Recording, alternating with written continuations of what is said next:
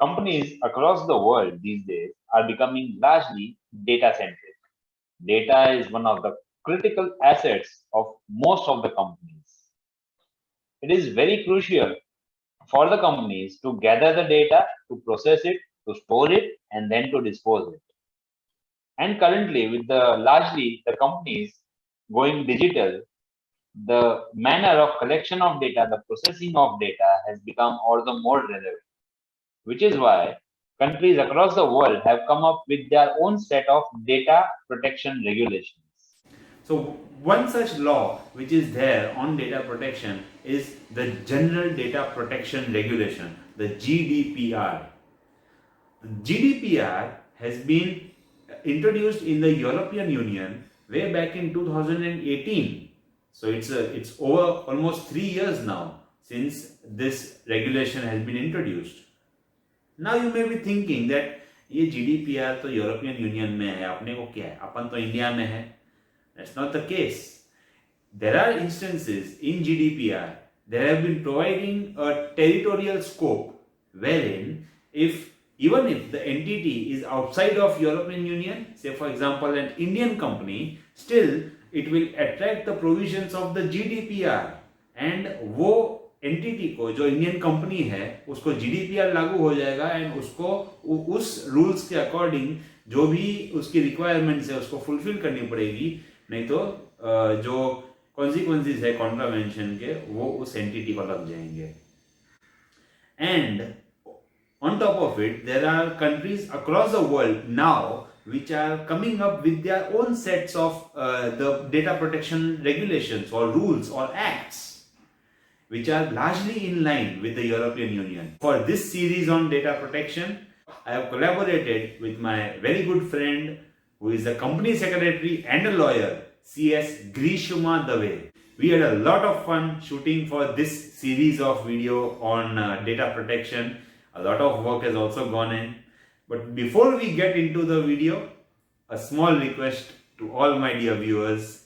Please subscribe to RK Talks and click the bell icon because you will get the notification as and when a new video would be uploaded in this series. So here's collaborating with CS Grishma Dave and let's get straight into this series on GDPR.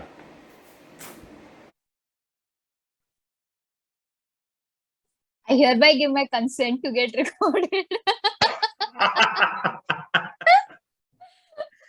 Consent is going to be a big term in this meet. Yeah, actually it is. And henceforth also. Yeah. So, welcome everyone. This is RK Talks and we are here to discuss a term which has gained a lot of importance in the recent times, especially. I'm talking of data protection. It has been in the news. There are companies who are facing some actions as well for not heeding to the data protection regulations. So, what is it? What is data protection? So let's understand something about data protection. We have gathered here to understand in what situations those regulations, if at all, would become applicable to the Indian entity and what can be done, how it can be followed, what would be the penalties as well. So we have with us my good friend and the data protection enthusiast, CS Grishma Dave, by profession a company secretary and a lawyer, and by interest, by passion, by profession, data protection enthusiast. So hi Grishma, welcome. Hi Raj, thank you so much. Thank you for this opportunity. This is something I have not done, and I'm looking forward to this. Great. So what is it about? What is GDPR? A brief, if you can just give some brief before we get in. Okay. So GDPR is a General Data Protection Regulation. It's a European Union data privacy law, which is applicable to which is for the European Union member states. But it has a global applicability also. It covers the countries which are outside European Union. and we will be seeing how the with respect to the territorial scope, how it is applicable to the companies which are outside the union, based outside the union, or to the natural person who are outside the union. It is not something that data privacy laws were not there in earlier. They were there. So GDPR is basically replacing a erstwhile directive, which was known by 9546 EC directive, named as 95/46 EC. EC stands for European Commission, if I'm not wrong. So, and they have made some changes. They have, I can say that scope, they have increased the territorial scope in a way. And the main objective of this law is to have a standardized data privacy law across the European Union, so that the citizens know their rights with respect to their data. So this is a standardized law which has been passed by the European Union. Okay. So I'll now start the screen sharing. There is some content which we have prepared. So let's start with this. Yeah, can you see this? Yeah, here it is. Yes, I can see this.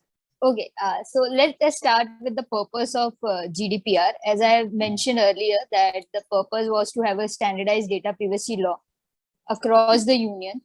Another purpose was to protect the data of natural person, and to with regard to the processing, and to ensure that there is free movement of the data within the European member states. So there are some European Union is a union of many European countries. There are, if I'm not wrong, 28 countries which are member. So yeah, to have a standardized law, they have passed this data privacy GDPR. Okay. So this is applicable basically in the European Union. So what about the others? So we'll learn about the entities which are not in the union, but it may hit. So let's see. But you used some terms like a natural person, data subjects. That's what you these terms that you used in the introduction. So let's learn more about these terms which are unique to the GDPR regulations. So so these are the term. Okay, so GDPR has so we have Act here. So European Union has a regulations over there, and this in GDPR, if someone wants to learn about the GDPR, this, as per me, in my opinion, these are the basic terms that one will come across very frequently while reading the GDPR law. So first is personal data. In GDPR has given the importance to personal data, and personal data is something which can identify a natural person. So if I say Raj Kapadia, your name is a personal data. I can identify, okay, you are the one. So, and if I say that your CS number, membership number, is unique to yourself, right? So if someone from the CS fraternity says, okay, CS, ACS, so and so, so it will be coming to you. So any information which can identify a natural person is a personal data. Now, it can not only directly, like with the name, I can directly tell that, okay, you are Raj. By CS number also, I can directly identify you that, okay, you are this. So not just my personal data, as in not just my Aadhaar card or that PAN details, even the professional details as well. So anything by which you can point out that, yes, Raj Kapadia. You can identify a natural person, then it will be a personal data. Now, this is direct. It from the, I mean, say with your cultural beliefs or your social identity, that, okay, a guy who was in the EDP class, a guy who was very talkative or very enthusiastically used to come forward for, okay, aaj ye karte hai, aaj wo session karte hai, activities. So this is something, your social identity, your social personality. So this is indirectly, I can say, okay, this must be the guy. I can identify you. I can make, people can also identify you. Okay, out of a class of 60 students, there is this person who has this personality trait. So I can say indirectly also I can make an identification to you. So personal data will also involve a direct as well as indirect information which can identify a natural person. So that's how it works. Okay. Apart, Yeah. apart from that, the second thing is processing. So in a layman's term, we can say processing means ke, acha, I'm using your data to process something. I take so when you go to bank, the bank tells ke, give me your Aadhaar number, give me your name, give me your account number. Firstly, they will ask for your account number to go to your account details and give you the statement if you ask for that. So for we are saying you are processing my data because you have taken some information of mine and now we are processing. Mhm. So here GDPR says this all operations will be termed as processing. Operations like like collection, recording, even storage. And in terms of storage, if you know that to explain storage kaise processing hota hai, I can say that PUBG Mobile was banned and it was relaunched recently. Yeah. Then there was a news, I don't know by what name it got relaunched, but then there was a news that Indian data is stored in the servers in China. Servers in China, yeah. China. So data has been stored in another country. So this may happen that there is a European company, but the servers are in India. So European citizen के data वो यहाँ पर आ रहे because India में cheap होता है euro versus the INR. So they might be keeping the servers in here. So even that will be considered as processing. Indian company कुछ नहीं कर रही है, वो सिर्फ डेटा स्टोर कर रही है अपने सर्वर में. वो खाली इंफ्रास्ट्रक्चर दे रही है इंडियन कंपनी यहाँ पे इन इंडिया. तो भी India. वो यहाँ पे है तो प्रोसेसिंग होगा, but it is a data of a European based company वैसा. हाँ यूरोपियन सिटीजन्स के जो डेटा हो गए तो फिर भी वो प्रोसेसिंग गिना जाएगा. That may hit and that may come under processing as per this. Yeah, we can say. Then a controller is some natural and legal or natural person, public authority or any agency which decides and determines purpose and means of processing. मतलब processing तुम automation से भी कर सकते हो, तुम manually भी कर सकते हो. So the company or the natural person who decides कि तुम कैसे process करने वाले हो, उसको हम controller बोलेंगे. Because he is having the controller controlling जैसा एक चीज होता है ना, मतलब he is determining the purpose and means of processing. Okay. So in the earlier example जो Indian company infrastructure provide कर रही है data server rooms, तो उसके that Indian company would be processor, would be the controller, or how is it?